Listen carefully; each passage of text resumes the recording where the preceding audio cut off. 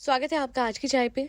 तो मैडम ने हाल ही में आई गेस जनाब ने डाला है व्लॉग, और वहाँ पे मैडम रेस्टोरेंट में गई थी और वहाँ पे खा रही थी लेमिंगटन। एंड मैडम को याद आए अपने बनाए हुए लेमिंगटन, और फिर मुझे याद आए मैडम के बनाए हुए लेमिंगटन। और फिर मैंने सोचा ये बिल्कुल सही वक्त है कि मैं वो बात जो मैं भूल गई थी आप सबको बताना, वो आप सबके सामने रखूँ। तो आप सबको याद होगा मैडम ने बड़ी ही मेहनत से लेमिंगटन, वॉलनट केक्स और पता नहीं क्या क्या बनाया था। वो क्या है ना, मैडम इतनी बड़ी मास्टर शेफ है कि हर बर्थडे पे केक चाहे टूटा हुआ बनाती हूँ, फ्रॉस्टिंग चाहे ना बना पाती हूँ, पर लेमिंगटन एकदम परफेक्ट और वॉलनट केक तो हा इतनी एक्यूरेसी के साथ बनाती हैं कि लगता है कि हाँ, कि मैडम से ज़्यादा बढ़िया मैनिपुलेटिव कुकिंग कोई नहीं कर सकता। अच्छा, हम सबकी मॉम्स क्या करती हैं? कुकिंग।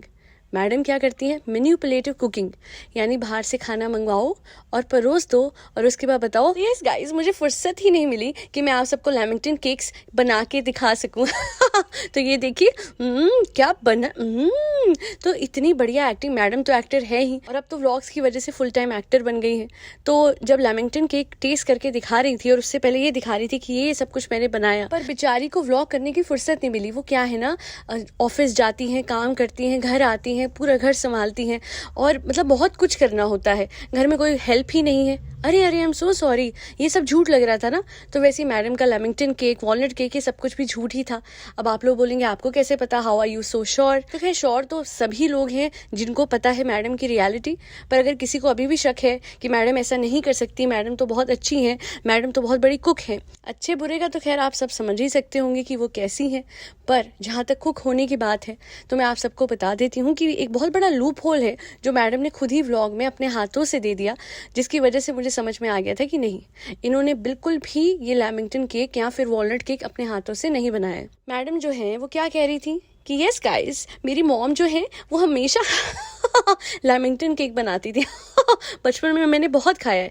तो मैं आप सबको याद दिलाना चाहूँगी कि मम्मी के पास रेसिपी है, मैंने मम्मी की वही रेसिपी यूज़ करी बनाने के लिए। और उसके बाद कहती हैं, वो जब मैं रेसिपी गूगल कर रही थी ना, तो रेसिपी आप गूगल क्यों कर रहे थे? मतलब ऑब्वियसली आपकी मॉम हमेशा बनाती आई हैं, वो आपकी फेवरेट डिश थी जो आपकी मॉम बनाती थी आपके बर्थडे के दिन, तो रेसिपी तो आप अपनी मॉम से लेते।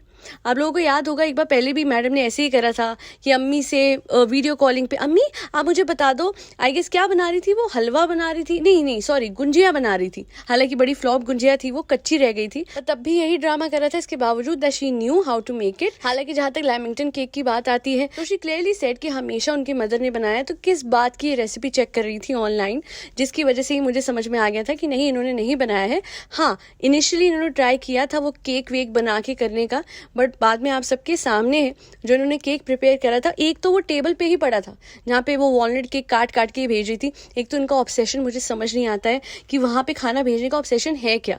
और हैरानी की बात है, मैडम आपने सबके लिए लेमिंगटन केक बनाया, वॉलनट केक बनाया, इतना कुछ, नीचे बच्चों के पास कुछ नहीं भेजा अपने हाथों का लेमिंगटन केक उनको भी अच्छा लिमिटेड क्वांटिटी में मंगवाया होगा ना। वो क्या है, इतने लोग हैं जेडीजे में कि आपको पहले उनको खाना देना है, अपने वाले तो गाइस खा ही लेंगे। उनसे जब मतलब होगा, कंटेंट निकालना होगा, व्लॉग निकालना होगा, तो उनके लिए कोई ना कोई तेल की तरी वाली सब्जी जाएगी। और अभी क्या है ना, किन से मतलब है आप सबको पता है, अभी तो अच्छी खासी चापलूसी चल रही है शो वालों की। जैसे ही हाथ से शो जाएगा वापस से, प्यारी अम्मी, यस गाइस मैं आज अम्मी के लिए ये बना रही थी, आज मेरी साहिबा के लिए ये बना रही थी। और अभी जब चापलूसी नहीं करनी है घर वालों की, तो सारा फोकस जो है वो जेडीजे के सेट पे है। बहुत बढ़िया मैडम, कन्वीनियंस के हिसाब से आप अपनी प्रेफरेंस बदलती हैं कि किसके लिए खाना बनाना है या नहीं बनाना। हाँ, बस अब ये बदल गया है कि पहले मेहनत करती थी बेचारी, गर्मी में खड़ी रहती थी, अब दिमाग आ गया है। अब किसी को क्या ही पता लगेगा कि मैडम ने बनाए या नहीं बनाए। 4 केक बस बेक करके दिखा दिए और एक तो बेचारा टेबल पे पड़ा रह गया, वो एक बहुत बड़ा लूप होल रह गया। वरना हम सबको पता है कि लाइफ में इनको और कुछ काम नहीं है, घर में इतने सारे इनको हाउस हेल्प हैं, साथ में इनकी मदर 24 घंटे उस बच्चे को संभाले रखती हैं। अगर मैडम को कभी भी उसको हाथ में नहीं लेना है, हमेशा बाहर जाते टाइम मदर के हाथ में बच्चा होगा, तो मेरे हिसाब से फिर और भी लोग थे। अभी रेस्टोरेंट में भी गए थे तो पूरी फैमिली थी। अगर इतने सारे लोग हैं, क्या कोई और बच्चे को नहीं पकड़ सकता है, संभाल सकता? थोड़ी देर के लिए हीरा ने लिया था, बट फिर वापस से आंटी जी को दे दिया। देखिए उनको धक्का भी लग गया था, आई गेस उस टाइम पे फिर बच्चा ले लेना चाहिए था, बिकॉज वो बुजुर्ग हैं, वो ऑलरेडी बहुत ज़्यादा एग्जॉस्टेड है, पूरा दिन वो बच्चा संभालती हैं। और सबसे बड़ी बात है, हाँ, दिखाने के लिए मैडम ने ज़रूर दिखाया कि सुबह अम्मी आ जाती हैं, खाला आ जाती है, उनको ये बच्चा देती हैं, और वो भी सिर्फ दिखाने के लिए था, क्योंकि I guess last to last vlog में किसी ने पॉइंट आउट किया था, मैंने नहीं बनाई थी पॉडकास्ट बट किसी ने मुझे मैसेज करा था एंड शी टोल्ड मी कि कहीं ना कहीं अजीब सा नहीं लगता कि जब ये नीचे गई है तो बच्चे के आगे की तरफ हाथ रखा हुआ है और किसी को भी टच नहीं करने दे रही थी। नीचे खाला भी दूर से हाँ हाँ हाय हाय कैसी हो बेटा, और आगे से वो जो अम्मी है हाँ सलाम, तो सब कुछ दूर से कर रहे थे ऐसे कि भैया अगर छू देंगे तो इन्फेक्शन लग जाएगा।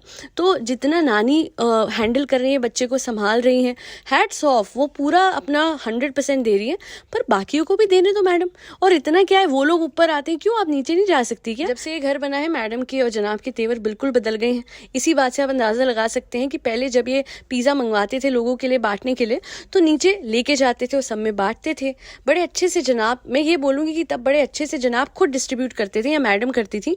अब क्या हो गया है, सबको ऊपर बुलाते हैं और ऊपर देते हैं। और सबको याद होगा मैडम का वो इनफेमस व्लॉग जहाँ पे वो नीचे जाती थी और वहाँ पे अम्मी को कहती थी हम दिल से रिश्ते बनाते हैं गाइस। तो आप लोगों को याद होगा ये कितना नाटक चलता था, नीचे जाके व्लॉग बना के रोने का, बड़े इमोशनल ड्रामा करे मैडम ने। अब क्या है, गेट तक जाती हैं बच्चे को लेके और वहीं से आगे निकल जाती हैं, और वो भी कहीं जाना होता है तब। स्पेशली वो नीचे चले जाएं, सेम बिल्डिंग में रहते हैं और फासले ऐसे लगते हैं कि जैसे मुदाहा में रहती है अम्मी और मुंबई में रहती है मैडम। साहिबा अप डाउन करके ज्यादा बार नीचे चली जाती होगी पर मैडम नहीं जाती है, और ऑब्वियसली उनका कनेक्शन उतना नहीं है। मासूम रिश्ते की बात होने से लेके जब अम्मा वाली बात निकली थी उस टाइम से काफी मैडम जो है वो खिंची सी लगती है, और हम सबको पता है ऑब्वियस रीजन क्या है। हम वेट करेंगे उस टाइम का जब सर पे आएगी और उसके बाद कोई कंटेंट नहीं होगा, कोई शो नहीं होगा, जनाब लप्पू जनाब घर बैठे होंगे, तो फिर रिश्ते निभाने के लिए वो नीचे। एंड ट्रस्ट मी, इस परिवार में बहुत कम लोगों पे सेल्फ रिस्पेक्ट है, बिकॉज साहिबा इतना शेड करती है उसके बाद भी उसको व्लॉग में लेके उसकी चापलूसी करना, उसको गिफ्ट्स देने, उसको खाना खिलाना, वो इसलिए बिकॉज सब्सक्राइबर ना उड़ जाए। क्योंकि अब क्या हो गया है, कहीं ना कहीं साहिबा का पल्ला भारी है और मैडम के व्लॉग्स दिन ब दिन बोरिंग हो रहे हैं, उनके व्यूज भी उतने नहीं है, आ रहे हैं डेफिनेटली, बट साहिबा जो है वो अपने भैया भाभी से बहुत आगे जा रही है। तो भाभी की मजबूरी है फ्रेंड्स मेरी चापलूसी करना, अगर वो नहीं करेंगी तो उनको पता है यूं नहीं आएंगे प्यारू फ्रेंड्स। और बेशर्मी के मामले में एक और बात पॉइंट आउट करना चाहूंगी, आपको याद होगा क्लियरली जो जजेस हैं उन्होंने कहा था कि मत आओ, वो केमिस्ट्री नहीं दिखा पा रहा है, but she still goes on the same set जहाँ पे बेइज्जती हुई थी, जहाँ पे कहा गया था कि क्यों बार बार आप आ जाते हो। बिग बॉस के वक्त से ऐसी थिक स्किन उगाई है मैडम ने कि उनको कोई फर्क नहीं पड़ता। मैडम और जनाब को तो कंटेंट की इतनी पड़ी है कि छोटे से बच्चे से जितना कंटेंट एक्सट्रैक्ट कर सकते हैं वो करते हैं। मुझे इतना बुरा लगता है 24 घंटे उसका रिएक्शन लेने के लिए उसके मुंह पे कैमरा रखते हैं। लोग होते हैं कि टेक्नोलॉजी से बच्चों को दूर रखते हैं। आपने नोटिस किया होगा हाल ही के व्लॉग में दिख रहा है सर के पास ही उसके फोन है, सिरहाने के पास। आप सबको भी बता दूं कि जो भी अपने सिरहाने के नीचे, पिलो के नीचे आईफोन रख के सोते हैं, फोन रख के सोते हैं, ऐसा मत कीजिए। एक तो obviously it is not safe, क्योंकि गर्म होके फोन जो है वो फट भी सकता है, पर उससे भी बड़ी बात यह है कि अगर आप ऐसा करते हैं, सो जाते हैं फोन को अपने सिरहाने के नीचे रख के, तो हो सकता है कि उसके रेडिएशंस आपकी अंडरस्टैंडिंग को, आपकी ब्रेन की एबिलिटीज को टू प्रोसेस थॉट्स, वो भी इम्पैक्ट करे। तो अल्टीमेटली आपको ध्यान रखना चाहिए। और छोटे बच्चे के पास में जितना ये लोग गैजेट्स को रखते हैं, जितना ये लोग फ़ोन को रखते हैं, हमेशा 24 घंटे उसके मुंह पे कैमरा होता है, लाइट्स इतनी ज़्यादा उसके मुंह पे रहती हैं, तो it is not safe. But कौन समझाए इस परिवार को? इन लोगों को कोई नहीं समझा सकता, because they just want one thing and that is content. इतना कॉन्टेंट बनाना है मैडम को। आप ये सोचिए, उसको ड्रॉप दे रही थी, चाहती तो घर पर भी दे सकती थी, गाड़ी में भी दे सकती थी, पर उनको याद आया जब कैमरा ऑन था तभी एलिवेटर में देना है। उस टाइम भी मैंने उस दिन आपको कहा था कि just to experiment the fact कि उसको टीदिंग, पता नहीं उसकी टीदिंग वाला इशू अब कहाँ गया। हर व्लॉग के लिए उसका एक इशू लेके बैठते हैं, कभी उसका खाने का, कभी उसकी टीदिंग का। तो चलिए इशू था, मैं मानती हूँ जी, हाँ ये बहुत जेन्युइन इशू था। पर आप मुझे कोई ये बताइए, उस दिन मैंने बोला कि इसको ठंडा नहीं देना चाहिए था, तो कितने लोगों ने बोला नहीं नहीं ऐसे क्यों आप कह रहे हो, इट इज सब्जेक्टिव, बच्चों को ठंडा दे सकते हैं, आइसक्रीम दे सकते हैं। देखिए हो सकता होगा, बट मेरा यही ओपिनियन था कि ठंड लग जाती है और इन लोगों का एसी हमेशा फुल पे रहता है। मैडम ने हमेशा बोला है कि हमेशा बहुत तेज एसी करके रखती हैं वो। तो मेरा ओपिनियन सिर्फ इतना था, जो कि हमारे बड़े बुजुर्ग भी कहते हैं, जो कि मेरे मम्मी पापा आज तक कहते हैं कि रात को ठंडा नहीं खाना, अरे आइसक्रीम नहीं खानी, गला आ जाएगा, जैसे नॉर्मल बोलते हैं। तो मैंने भी वही कहा था और आप सबके सामने है। 13 दिन तक, उस दिन के बाद मैडम ने व्लॉग नहीं बनाया था, बिकॉज उसको ठंड लग गई थी, उसकी जो छाती थी उसमें कंजेशन हो गया था, जिसकी वजह से वो अपने नेक्स्ट व्लॉग में जो 13 दिन बाद डाला था उन्होंने, उसमें वो उसकी छाती को सेक रही थी। आपको याद होगा आंटी जी भी सेक रही थी और मैडम भी। मैं चाहती हूँ मैं उसी टाइम पे व्लॉग बनाई थी कि देखा देखा मैंने कहा था। मैडम नहीं मानी और उसको ठंड लग गई। बट द थिंग इज़ कि मैडम ऐसी हो सकती है कि वो एक्सट्रैक्ट करे कंटेंट अपने बच्चे पे, पर मेरे दिमाग में उस टाइम यही आया था कि वो क्यों बीमार हुआ यार, काश वो बीमार नहीं होता। तो मैं बिल्कुल खुश नहीं हुई थी इस बात पे कि मेरी बात सही साबित होगी। मैं उस टाइम बहुत दुखी हुई थी कि काश ये मान जाती और काश कॉमन सेंस होती कि इतने छोटे बच्चे को लिक लॉली नहीं देनी चाहिए थी, और उसको अल्टीमेटली ठंड लग गई उसी वजह से, क्योंकि ये तो अपना कंटेंट बनाने के चक्कर में उसके साथ एक्सपेरिमेंट करती रहती हैं, पर इनको ये समझ नहीं आता कि वो इनके बच्चे को कहीं ना कहीं इम्पैक्ट कर सकता है। और जहाँ तक ये बात कर रही थी शोर की, ये देखिए कॉमेंट आया हुआ है, ये बिल्कुल सही कह रही हैं और ये बात मैं हाईलाइट करना चाहूँगी। अगर आपको लगता है कि शोर था, बिल्कुल आप हो सकता है जी इनको लगा हो जी बेबी रूम में वो जो फीडिंग रूम था वहाँ पे बहुत ज़्यादा शोर था, तो मैं इतना कहना चाहूँगी मैडम उससे ज़्यादा शोर तो आप करती हैं। उस टाइम पे आप सबके सामने हैं, बहुत ही ज़्यादा शॉकिंग सा वो वीडियो था, इसमें she was laughing and to an extent कि बच्चा जो है बुरी तरीके से डिस्टर्ब हो सकता था या हो गया होगा इवेंचुअली, क्योंकि वो रुक ही नहीं रही थी। और एक टाइम पे जनाब ने भी कह दिया, बिकॉज देखिए हंसने की ऐसी कोई बात नहीं थी, एंड मैं मानती हूँ हाँ कभी कभी हमारी भी हंसी छूट जाती है, पर उस टाइम पे मैडम का हंसना बहुत ही अजीब सा लगा। हंसी जा रही है, हंसी जा रही है, हंसी जा रही है, बच्चा सो रहा है, ऑलरेडी आप उसको पूरे दिन डिस्टर्ब करते हो, कंटेंट निकालते रहते हो और अजीब अजीब सी आवाज़ें ये निकालती हैं, इतना शोर मचाती हैं उसके अराउंड, और पूरे टाइम कुछ ना कुछ लगे रहता है।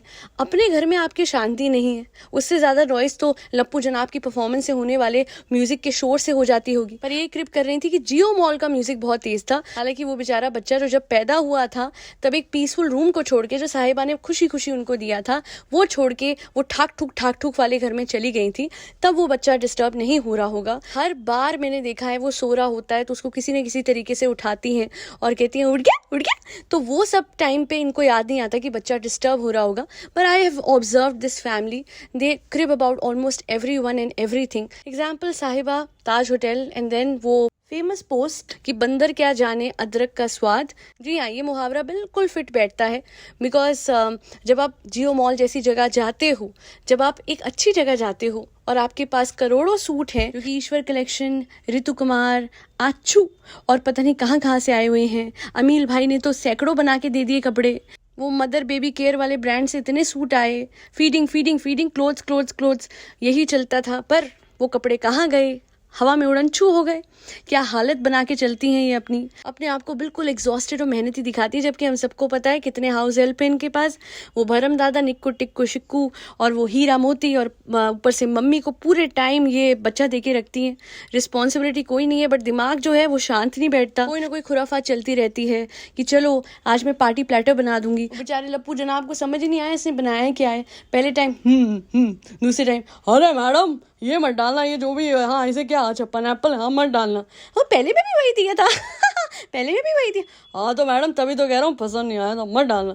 तो बेचारी करती बहुत कुछ अतरंगी चीज़ें हैं, पर सक्सेसफुल हार्डली कुछ होता है। मैं इतना बोलूँगी मैडम, पहले भी कह चुकी हूँ, फिर कहूँगी, कुछ भी करिए बच्चे के साथ एक्सपेरिमेंट मत कीजिए। जैसा कि आप चाहती थी कि बच्चे को ना एक शांति भरा माहौल दें, तो घर में भी उसको दीजिए ना। सिर्फ जियो मॉल में आप एक्सपेक्टेशन रखते हो दूसरों से, खुद से भी आप कुछ करिए कि बच्चे को एक अच्छा शांति भरा पीसफुल माहौल मिले, ताकि वो चैन की नींद ले, और उसकी जो मम्मी है जो दीवानी हो रखी है मैन चाइल्ड के पीछे, वो थोड़ी सी शांत बैठे, घर में बैठे। और हाँ, नेक्स्ट टाइम आप पिज़्ज़ा मंगवा लीजिएगा डोमिनोज से, और भरम दादा से डो बनवा लीजिएगा, और उसके बाद उसको कट करके उसको ओवन में डालिएगा, कट मारिएगा फुटेज में, और उसके बाद अवन में, जिसको साहिबा माइक्रोवेव भी कहती है, उसके अंदर डोमिनोज का पिज़्ज़ा डाल दीजिएगा, और फिर गरम गरम एकदम ना ऐसे उस पे से भाप भी निकल लीजिए। मैडम वहाँ पे फिर कंफर्म नहीं होगा कि आपने बनाया या नहीं, तो उसे पहले आप माइक्रोवेव में घुमा के फिर अवन में डालिएगा, और फिर उसे ऐसे भाप वाला पिज़्ज़ा निकाल के कहिएगा यस गाइस आज वक्त ही नहीं मिला, पूरे जेडीजी के सेट के लिए मैंने देखिए कितने सारे पिज़्ज़ा बनाए और हाँ, याद रखिएगा वो जो डो है वो बाद में छुपा दीजिएगा, क्योंकि इस बार आपने जो केक है वो आपके टेबल पे रखा रह गया, तो ऐसा लग रहा था कि केक का तो आपने कुछ करा ही नहीं, अपने आप ऊपर से आसमान से वॉलनट आ गए और केक पे लग गए और आपने काट के दिखा दिए। लेमिंगटन पे क्रीम लग गई और आपने क्रीम की प्रोसीजर भी नहीं बताया।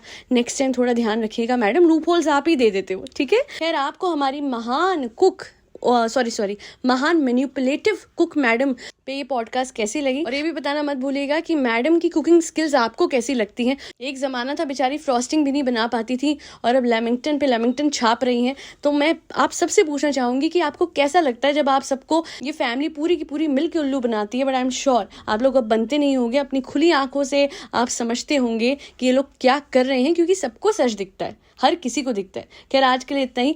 फरी बच्चों का ध्यान रखिए, उन्हें ठंड से बचाइए, ज़रूरतमंदों को गर्म कपड़े बांटिए, और लास्ट में भूलिएगा मत 22 जनवरी आ रही है, राम लला घर आ रहे हैं, दिवाली धूमधाम से मनानी है हम सबको। जय श्री राम, जय सिया राम, राधे राधे, हरे कृष्णा।